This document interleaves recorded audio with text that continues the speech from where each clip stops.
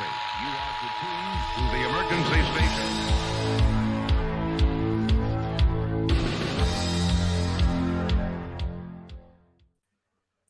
Hey everybody, welcome to the GARF Network. I'm Eric. And I'm Matt. And tonight we have joining us director Rob Savage. He's going to be coming on in a little bit. But before we get on with that interview, let's talk a little bit about how folks can help us out, help keep more free broadcasts like this coming in the future. Yeah, I mean, first and foremost, you can head over to the website, georgearomerofoundation.org, and click the donate button. Any little bit helps. Please give back to the Romero Foundation, help preserve George's legacy, work on projects, and help fund fundraisers like we just did for indie filmmakers and endowments. It helps us keep the lights on, helps us bring you guys these programs. So please go over there and donate.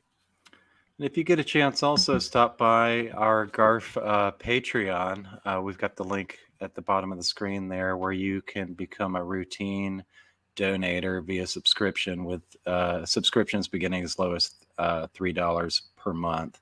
And there's all sorts of perks that you can take advantage of that are exclusive to Patreon. So and also while you're at the website, check out the Night Riders gear. And I hear we've got some other stuff coming soon. So stay tuned, and we'll keep you posted as soon as we're allowed to share any of that business. But yeah, super excited for that, guys. Please keep an eye out. And don't forget to sign up for the newsletter. It's hard to think that that's just a little over 6 weeks away till our new one comes out. We're into 2022.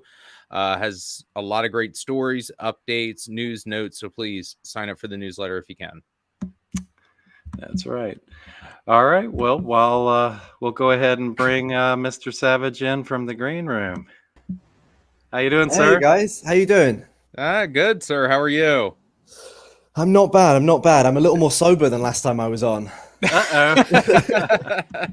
I think last time I was swigging bourbon. But no kidding. Let's see how different this one is. How you guys doing? We're doing good, sir. Thank you. How's LA treating you? It's good. It's good. You know, I'm just in prep on this new movie. So I'm it kind of all systems go right away again. We've just premiered Dashcam at a couple of festivals, and it's straight back into the next one. Nice. Well, I'm stoked for Dashcam, and over the last couple of days I've been looking. There's no trailer yet. No, we haven't got a trailer. We haven't got a release date. We're working on it. We've got a distributor in place, which I can't announce quite yet, but you know, it's we're hopefully going to get it out really soon for you guys. Yeah, I mean the buzz from the Toronto International Film Festival and the London Film Festival has just been nuts. I've seen a bunch of YouTube reviews, which I've been trying to not dive too much into because there's one YouTube video that I saw, which was just this guy for 20 minutes explaining the plot beat by beat, joke by joke. I mean, he liked it, so it was fine. But yeah, stay away if you want a surprise, because it is. I mean, this movie is very different. So I think better to go in if there's, you know, if you already want to see this movie, maybe even don't watch the trailer. Just go ahead and see it. Try and see it drunken with a crowd is what I'd say. Well, I definitely will see a trailer because it's one of those where it's like I just want to see kind of what I'm in for a little bit, but I don't like to do a lot of that deep dive into all the press stuff or, you know, all the behind the scenes stuff that tends to come out. I want to have a taste. And from what I'm understanding is this thing is bonkers. Yeah, it's a change of pace for sure. We wanted to do something kind of almost the polar opposite of Host. Host was very contained because we were stuck in lockdown. So it was very much kind of a quiet, slow burn kind of horror. You know, eventually it goes kind of batshit at the end, but it was more of a kind of turn the screw slowly on the audience. Whereas this is kind of really our homage to Sam Raimi. This is, you know, one of the critics described it as Sam Raimi on crystal meth, which I think is a pretty good description. I almost choked on my water with that analogy. Sam Raimi on meth. Okay. All right. No, I'm seriously stoked for it. Was Dashcam kind of in development around the time of Host, or did you start it completely after Host came and got out? It kind of changed a bit when we started doing Host. I mean, you know, we had we kind of had this idea of doing this movie based around, because it's all based around this real person, Annie Hardy, who's amazing. She's this amazing musician, and what she does is she drives around LA on a live stream and just improvises music. The commenters will kind of feed her comments, and she'll work them spontaneously into these amazing raps and songs. And we'd kind of decided that we wanted to put her in a horror movie, or at least kind of take that idea of a kind of rapping, improvising musician who gets thrown into this kind of like horror chase movie. And we'd taken it around, you know, and our cachet was a little lower before Host, and we'd taken it around and we'd got a few nibbles, but it wasn't setting the world on fire. And then, you know, then Host came along and suddenly everyone was asking us, what's the next thing you want to do? And we had this outline for Dashcam. It was just a couple of pages. And we were like, oh, well, you know, this could be cool. We just wanted to go and make something straight away. We wanted to carry on that kind of creative momentum that we had after Host. And, you know, we kind of looked at Dashcam and we're like, oh, well, there's something interesting here, but I think we've got to take a whole different approach. We've got to take what we've learned on Host and apply it to this movie, and actually try and build this movie backwards in the same way we did with Host. Try and figure out what are some cool things that we can do. What are people expecting from us from after Host, and what can we give them that's totally different? And so we kind of used it as a jumping off point, but it pretty much evolved. It pretty much evolved from there. Okay. I mean, this is kind of your second foray into the found footage thing. Are you trying to look at other found footage films and say, we haven't done this, let's try this, but with a twist? Do you have any of those ideas going in, or were you just kind of on Host? Yeah, on Host, it was very much like, I don't know. I know, like the thing you're meant to do as a filmmaker is say, "Oh, I don't watch any of those movies that are like our movies because I don't want to." But actually, everyone fucking does, and I'm just going to admit it. I studied the Unfriended movies. I studied the Blair Witch movies. I studied Blair Witch. I studied Paranormal Activity movies, and I'll take inspiration wherever I can. Your Dashcam is a bit different because it's kind of not been done before. You know, it's like Host was very much, there was a template for it. We were stealing a bunch from Unfriended, and you know, we had enough of our own thing to make it kind of unique. With Dashcam, you know, there's been a couple of movies that have done this kind of live stream Greek chorus of commenters running through the movie, you know, for a little bit as little kind of portions of their movie, but we kind of run that throughout the whole movie, and it's, you know, it definitely takes from all the found footage movies you'd imagine, but it's very much its own thing. There's almost these two narratives going on. We've got commenters commenting on the movie. She's interacting with the audience is interacting with what's going on screen. It's this kind of it's a head fuck is what it is. It was the most complicated thing we had to figure out on the movie, but it's come together really well. Nice. Yeah, I mean, just you keep jazzing me up for it. So that's why when I was like, is there a trailer? I keep looking at it. I went down like a YouTube rabbit hole for like 20 minutes. I went down back to Google, and I'm like, man, they premiered this without a trailer. I'm down for it. Like stuff like that, like I'm kind of in for, because everybody that went and saw it really didn't have any idea other than, you know, a poster or promotional image and your name. So I'm like, okay. We don't even have a poster yet.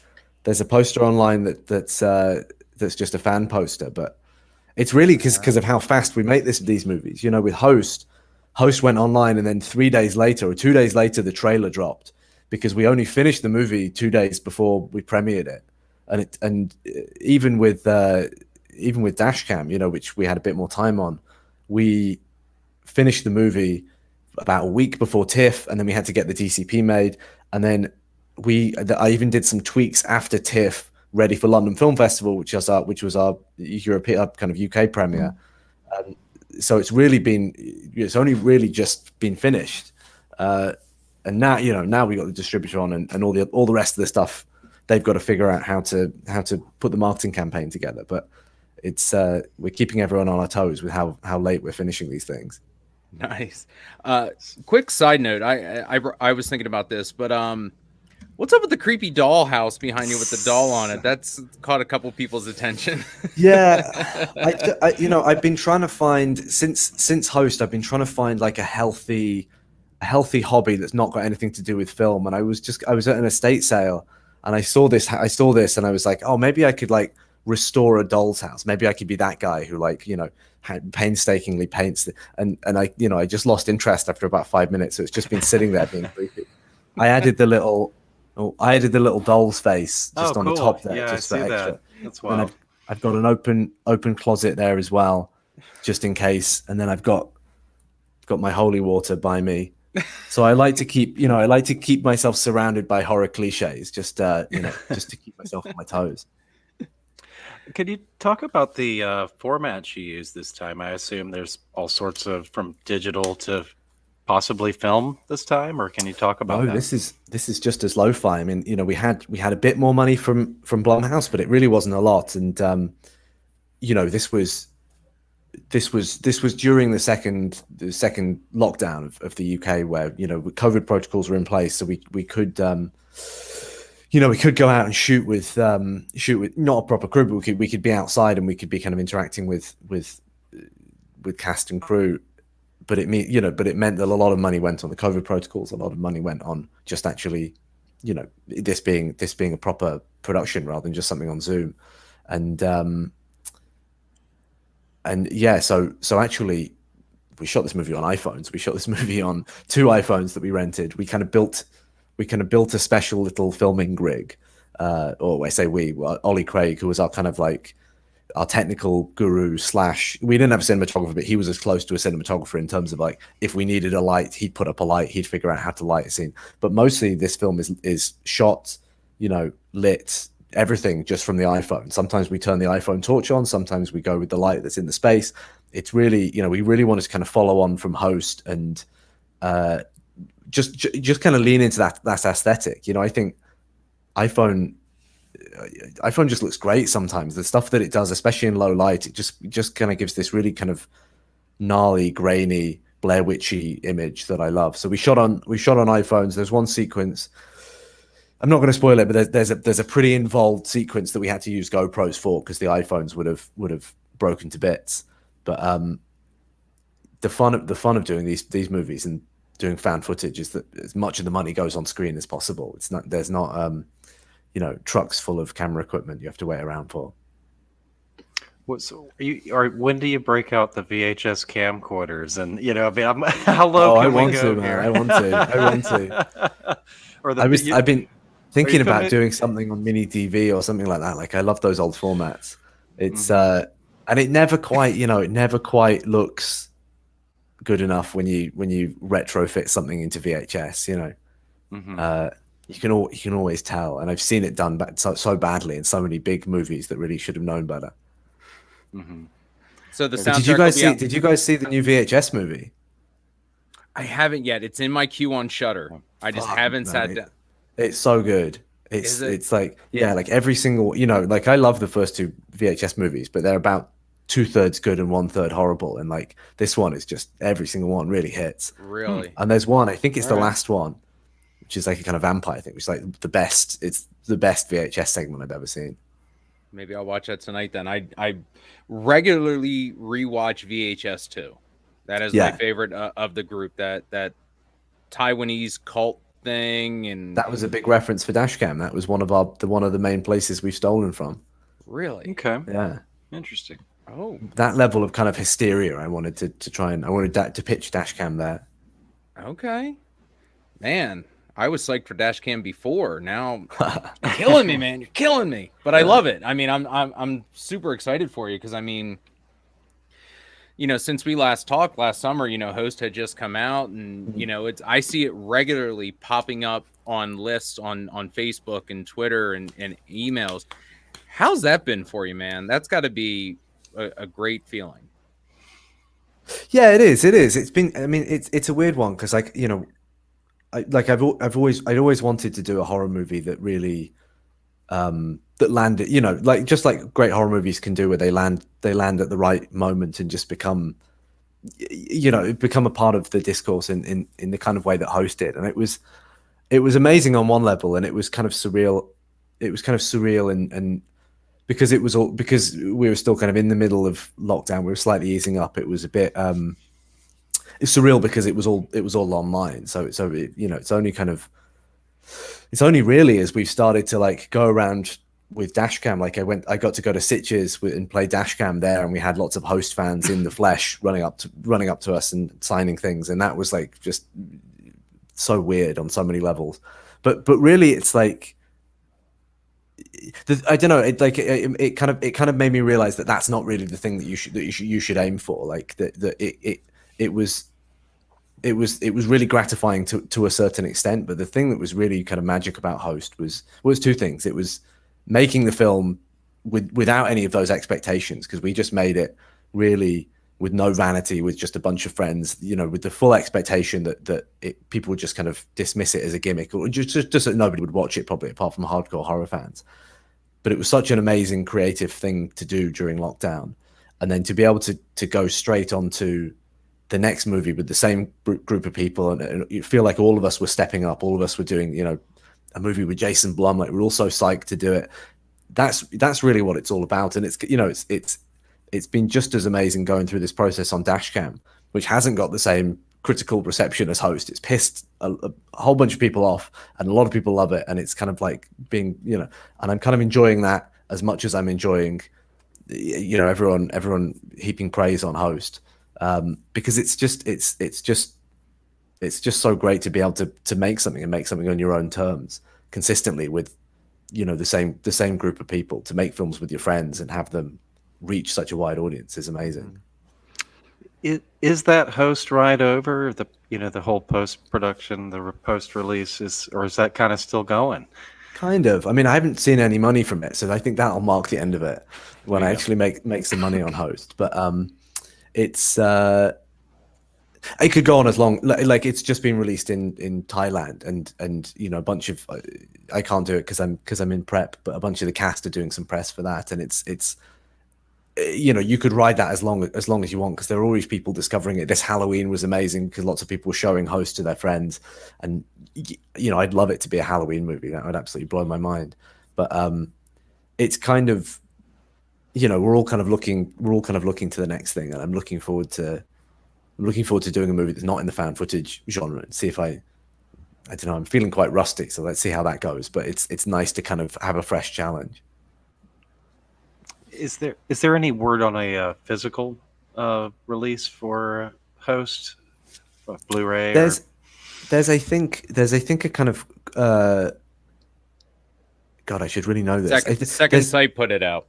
Second Sight put it out in the UK. I don't know if you can get that in the US, but if you've got a region free, it's like the definitive release of Host. It's short of having all my storyboards or like anything like that. It's kind of like that. Actually, I tell you what, that was the best thing about the whole process of Host, was actually the Second Sight release arriving at all of our houses, and we're all on this group chat on WhatsApp, and it's such a nice thing because we're all so proud of the movie. Like everything I do, I always kind of have to watch through my fingers, and I do for some bits of Host, but I'm pretty happy with it. And to have a film that I'm happy with in this amazing release, it's got this beautiful artwork, and it's got these behind the scenes that we really put a lot of love into, and it's got commentaries, and it's just like it's just nice to have it all in one place. It kind of like solidifies it all. So Second Sight put it out. I get that. If you want all the behind the scenes stuff and you want the commentaries, I go for that. I think there's a vanilla disc, not vanilla. Maybe it's got the behind the scenes on, that got released in the US, but it's nothing on what's on the Second Sight release. Yeah, that Second Sight release is fantastic. I bought it from the UK just because I needed to have all that stuff that you guys were putting on there. And it comes in nice one of those rigid slip cases. It's got, I think, some postcards. I mean, they went all out. I mean, and I've said it on Twitter, Instagram, Facebook, whatever. It was my favorite movie of 2020. Of all the movies that I saw in 2020, it was my absolute favorite. And you're welcome, because everything about that movie hit for me. And you know, I love found footage. I love films that are done differently. I love simplicity that pays off. That, you know, you guys just hit it all. And I've retouted that film when people are like, "What's on Shudder? What should I watch?" And I'm like, Host. It's at the top of my list. So I mean, you guys should definitely be proud. It's definitely got legs. I don't think it's going to be going away. I think people will continue to discover it and rediscover it on an annual basis, I think it will turn into one of those Halloween films. Yeah, that people that's go crazy to me. That's the best you can hope for, is that it becomes a beer and pizza movie that you can watch with friends. Yeah, no, I agree. I think it will be. But you said you wanted to get, you want to do something not in found footage. Has there ever been a type of film that you've wanted to go for? Say, this is my ultimate goal, is to make this type of film, or a film in this way. It's more about it used to be like, if you'd asked me that a couple of years ago, it would have been like I want to make a time travel movie and a witch movie and a this movie, and I still do. But I think the thing that you're always, the more you actually make movies, the more that you're kind of looking for is to just make something that really really connects, but also just that's really, that you can kind of understand the mechanisms of everything. And I think on Host, I felt really good about how Host came together, because I feel like we kind of cracked that language of the Zoom, the what do you call it, screen life movie. And now I'm back and I'm doing this Stephen King movie, and it's a bigger budget, and you can play with all these toys, and it becomes very much about the storytelling, and it's not how much can you do, or what's the kind of slickest thing you can do. It's like, it all goes back to the same thing, whether you're doing it on Zoom or whether you're doing it with millions of dollars. It's like, what's the best way to tell this story? And I've watched a bunch of films recently. I've just gone on a big cinema binge, and there are these incredibly impressive movies that are out there in the cinema at the moment, which I really enjoyed. But with some of them, you get the sneaking suspicion that the storytelling isn't what's coming first, and that the scenes are kind of impressive, but they don't land in the same way as just a really, as a master storyteller. And I think I'm just chasing that, really. It's just like trying to make sure that the decisions are all in aid of the experience the audience is going to have, that you're trying to perfect the storytelling, because it's all about storytelling at the end of the day. I don't know, that was a bit of a convoluted answer, but film after film, I'm kind of just looking to build on whatever I fucked up on the last one, or whatever I was kind of like enjoying or kind of getting better at, to try and build on that. Well, that was actually kind of a lead into my next question, is what did you learn from Host that you were able to apply to Dashcam? The main thing was about kind of leaning into, because it was improvised again. We shot Host off an outline, and we shot Dashcam off an outline as well. And it was really, so you're relying a lot on your cast. And in Host, we had the girls. I don't think get credited enough for their performances, because they are performing, they are acting, they play characters that have their same names, and there's definitely an element of themselves that they're bringing to it, but they're just putting in these amazing performances. But the thing that really comes across, when I think about Host, I think about the kind of banter between those guys, the group dynamic. It feels like that film very much has their personality. And this new film has a very different kind of character in it. This amazing person who is just one of the most fascinating and divisive people in real life.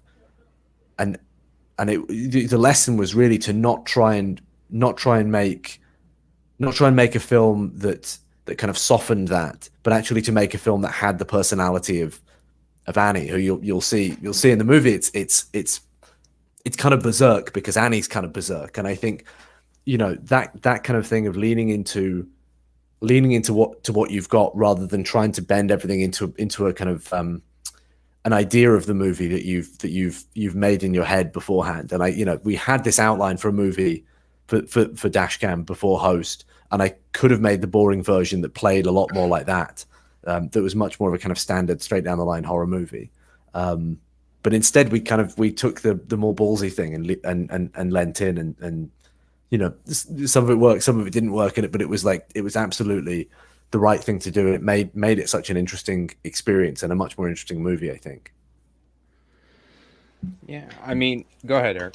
Oh, yeah. I know we're running a little bit low on time. Is there anything else you can tell us about Dashcam? It's as far as timing regarding a trailer and anything at all you can tell us?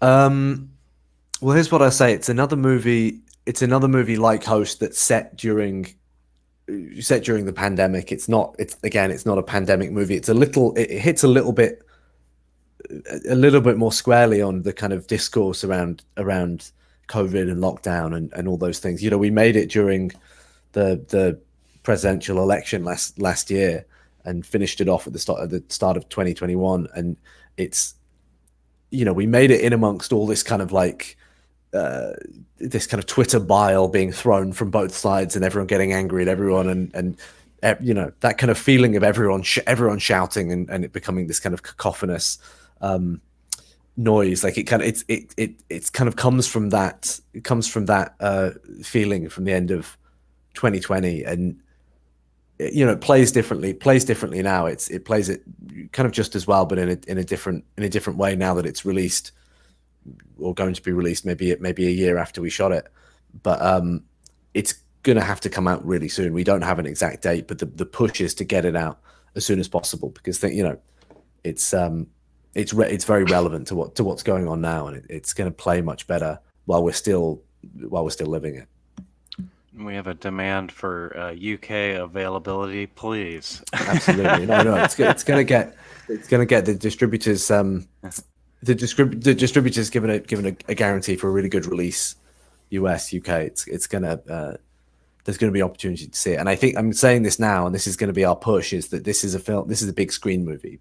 Host is a watch on your laptop under your quilts kind of movie, whereas this is like go to the cinema on a Friday night, get some drinks in.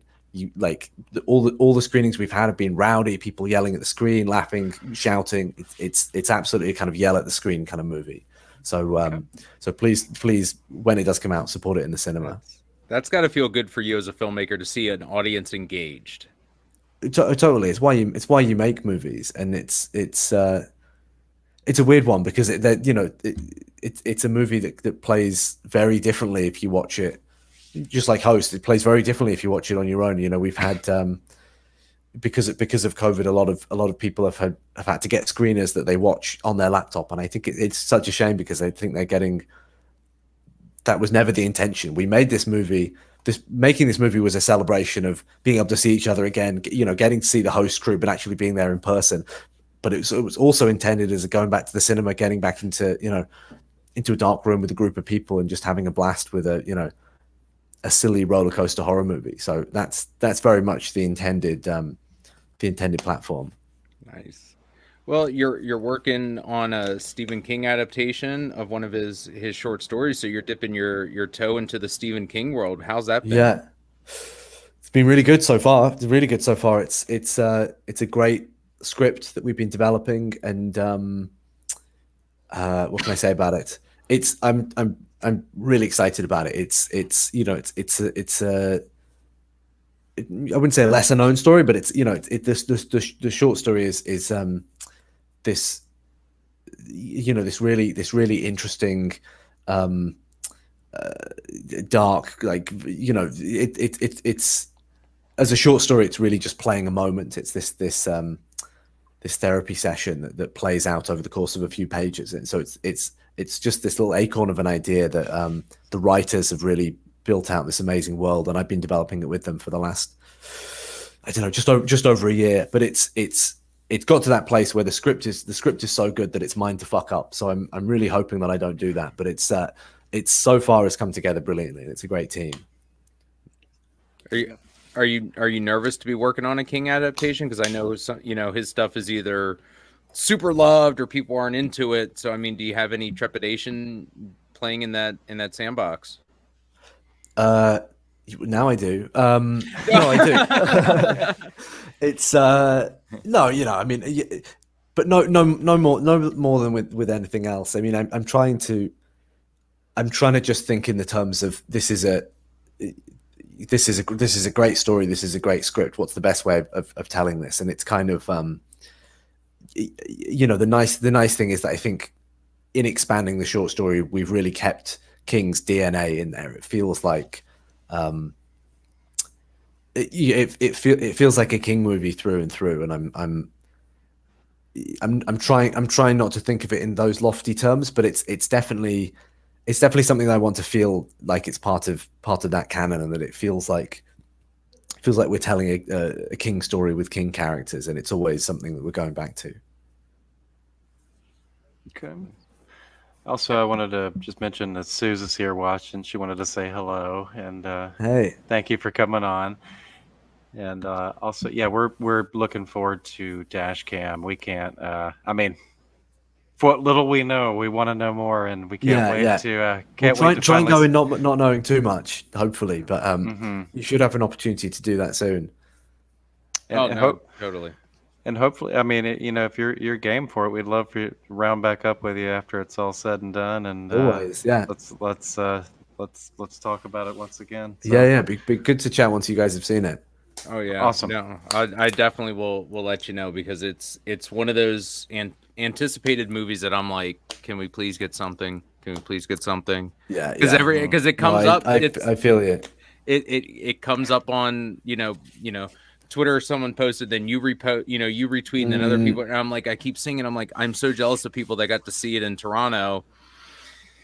I'm only 7 hours from Toronto. I would have driven to see it if the border was open. Like I literally would have done that. And it sucks that I haven't seen it yet, but you've made me more excited for it, and I can't wait. It's not going to be too long. That's all I can say. I know. A lot of people have been asking when it's going to be available, and I've been kind of frustratingly vague, and I'm going to continue to be frustratingly vague. But it's coming out. It's coming out really soon, and there'll be some news on it really soon. It's not going to be like surprise opens tomorrow. Like trailer hits Thursday night at 8. It's like in theaters Friday. That'd be cool. I wish I'd thought of that. No, it's going to be a bit more conventional. I would imagine. No, we're excited. Yeah, amazing. All right, Rob. Well, thank you so much for joining us and taking some time. And this was fun. Yeah, we hope to hear from you as soon as you can after it's all said and done and everything is in the books with Dashcam, and we're psyched. We can't wait to see it. I can't wait to chat with you guys once you've seen it. Oh, might need a whiskey. We'll have whiskeys and chat. We'll do that. Yeah. Okay, nice one, guys. Cheers. Thanks, guys. Thanks, Rob. Take care. Bye. Thank you. Bye. Yeah. Awesome. Wow. You see this? It gives whenever we have that whole thing going on and somebody leaves, it leaves somebody small for a second. Yeah. So awesome. Thanks so much, Rob. We much appreciated for him coming on the air with us for a minute and break. He's got so much going on right now, and for him to take some time with us, I mean, he's in the throes of getting a film released, and it sounds like it could be literally any second now. I mean, for all I know, that trailer's dropping in the morning. So that's when I was talking to Rob about having him come back on. He's like, "Oh, I'll be in LA. I'm doing this," and then the news dropped as to why he's in LA. He's working on this adaptation of Boogeyman, and I was like, "Oh, this will be interesting." And I believe it's coming out on Hulu.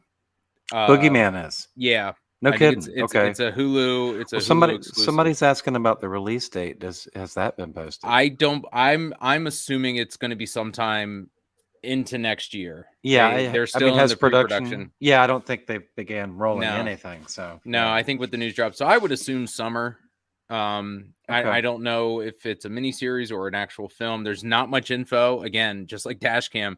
When I was like, I haven't seen a trailer for Dashcam. I got to go look for it. And I'm looking. I'm like, there's no trailer for Dashcam, but they released it at the film festival. And usually there's like a trailer afterwards or something, teaser, something like, and I guess whatever artwork goes around, he just said is pretty much like fan art that's kind of taken on a life of its own. So they even really haven't that one image of the person standing in the road and the camera from the windshield with the fuzzy, the rain on the windshield. Yeah, yeah, it looks, but just that shot's intriguing.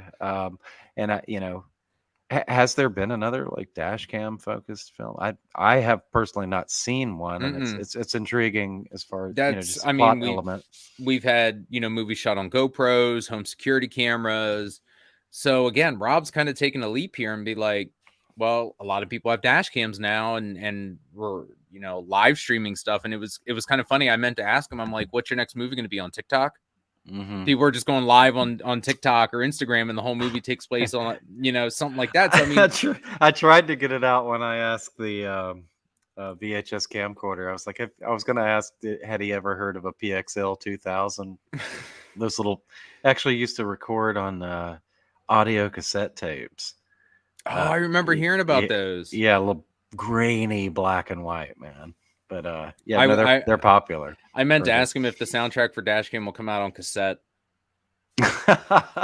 Yeah, I feel like an ass. I was poking around. Yeah, I see where there's a US Blu-ray of Host. It looked kind of bare bones, but yeah, it looked like you were saying the second site's where to be. That's amazing. Yeah, it really did a bang out job. It's a fantastic disc. The movie looks great. It's got the whole aesthetic. Host is one of those movies, and it starts off so lighthearted, and I'm sitting there, I'm like, yeah. And then it just starts to take that turn, and it's not a sharp turn, but it starts, and I can feel my body reacting, and I'm like, all right, yeah, I should probably left the light on, but I'm not getting up to move because I know what happened. So I ride it out. And every time I've gone back to Host, I still have the excitement of watching it for the first time. And it's rare that a movie does that for me, whether or not you like it or not, but it's that emotion that I get from it. It's weird that it's one of those ones you want to show people too. You want to like, hey, plus the running time, it's like 53. Yeah. It's not a huge investment. It's like a long television show, really. Yeah, I mean, and that's this won't be a Ring doorbell. Looks like Jace, he owned the PXL. Yeah, I actually own mine. I got one from Toys R Us and owned it. I guess something happened to where it quit working, and I ended up trading it in for its equivalent in Toys R Us dollars, so which I used on Nintendo games. But yeah, the PXL 2000, man, that was yeah. I mean, I was glad Rob got to carve out some time because I mean, I didn't know what he was working on until that news hit about a week ago, 10 days ago, and I'm like, oh, Stephen King, that's that's I wasn't trying to make him nervous. I just feel like, hey, you're making a Stephen King, you're adapting Stephen King, and that's tough to do. But I think sometimes his shorter stories, if they're done right, I think tend to be on the more accepted side. You're right. More positive because his longer more hits than misses with the short stories. Yeah, and his longer books tend to be harder to adapt because there's so much you have to leave out. There's so much you have to change. Mm-hmm. So I think a short story that's older King, I think is gonna hit right. So I think we'll be in for a treat. I'm kind of curious to see a traditional feature length Rob Savage film just to see what he does because like someone described Dashcam as Sam Raimi on meth, and I'm like, well, Sam Raimi's got his own style, and then you put him on meth, like that's just cranked up to 11, and then on Dashcam. And then on Dashcam. It looks like it's an hour 17 on Dashcam, so a little longer narrative. So that's a little more. But you know what? Kudos to him for that. For an hour and 17, that means there's not a lot of extraneous stuff. There's not a lot of fluff. It seems like kind of Host, like he's going to get us in there, and we're going to be, no pun intended, along for the ride. Mm-hmm. And I think a lot of films tend to pad the runtime to add stuff that we really don't need, to think, oh, we need character development and this and that. Sometimes who the characters are in the first 2 minutes, and you kind of run with it. And that, like he said with Host, very much in the vein of Blair Witch, where the characters are just extensions of themselves. You see a lot of their personalities. And I felt with the girls from Host, they were all friends for a long time. They were doing this. This is, their quarantine thing. So I think it came very easy to them to do this film. And so with Dashcam, I'm like, all right, man, I'm on board. Yeah, that's only something you knock when it doesn't work, and it worked in Host. You know what I mean? If I understand if it's Matt and Eric driving to the store and it's just a turd, then maybe write something out. But but even the fact that he shot this on an iPhone, which I think Matt said in the comments, that's wild. Just like Soderbergh did with Unsane. It's amazing that people are now harnessing the power of an iPhone or an Android, whatever, phone you want to use, and being able to use it to make a movie. Well, I was even thinking about, like, maybe some future in-person interviews we were thinking about doing, and just you popping a couple of iPhones on a tripod in a couple of different locations, just to grab a couple of different angles. And even this is like yesterday in my mind, I was like, nah, I'm not doing that. But I'm doing it now. Thank you, Rob. I'm doing it. Well, iPhone's good enough, damn it. Well, and it's amazing when you see some of the behind the scenes of some found footage films. They try to make it look like he was talking about. They try to downgrade the video to look like a DV or a VHS. And a lot of these found footage films are shot on these high-tech red Airflex cameras, and they're supposed to look like an iPhone or a GoPro. Kudos to him to using that technology to the fullest, because I think, we know what VHS camcorders look like or mini DV camcorders look like. So him using that technology the way it's supposed to be, I'm all for however this film is going to look. Yeah, I didn't. I think if anything, it lent to the effectiveness of hosts. So I'm looking forward. Everybody knows what to expect when you see when somebody says exclusive live dash cam, or exclusive dash cam footage from this car wreck. What what to expect. You've seen enough. Police videos of people handcuffed behind the police car, or whatever, or behind, drunk driving.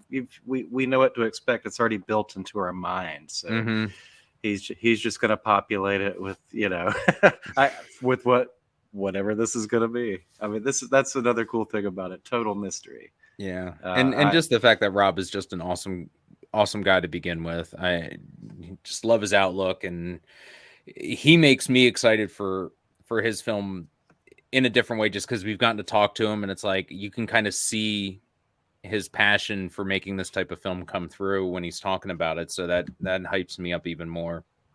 All right. Well, this was kind of a shorty. We only had Rob Savage for a few minutes tonight, but we definitely, some of these we're able to plot out for 3-4 weeks. Others we just kind of take what we can get, especially folks on the left coast that are out there wheeling and dealing. So we're glad that Rob was able to break off some time for us tonight. It means a lot when he can fit us in for a little bit, just to give us a little bit of taste, and that's all he's given us. And I'm like, Rob, on the trailer. But he said it's coming soon. It's coming soon. So I just have to hold out. I'm hoping February-ish, get through the holidays, throw it in February. Great Valentine's Day movie. Well, speaking of holidays, I mean, we don't have anything necessarily booked coming up, but Matt and I have we've been busy. We've got a lot of stuff pre-recorded, so we should have some stuff announced soon. We'll have some routine programming through December and January, and we always got some feelers out. We got some guests and some show ideas cooking up for 2022 already, so that we're super excited about. So stay tuned. We'll have some more for you soon, even though we can't give you anything concrete tonight. But for those that are with us tonight, thank you so much for joining us on short notice. And I guess till next time, I'm Eric. And I'm Matt. And we'll see you on the GARF Network.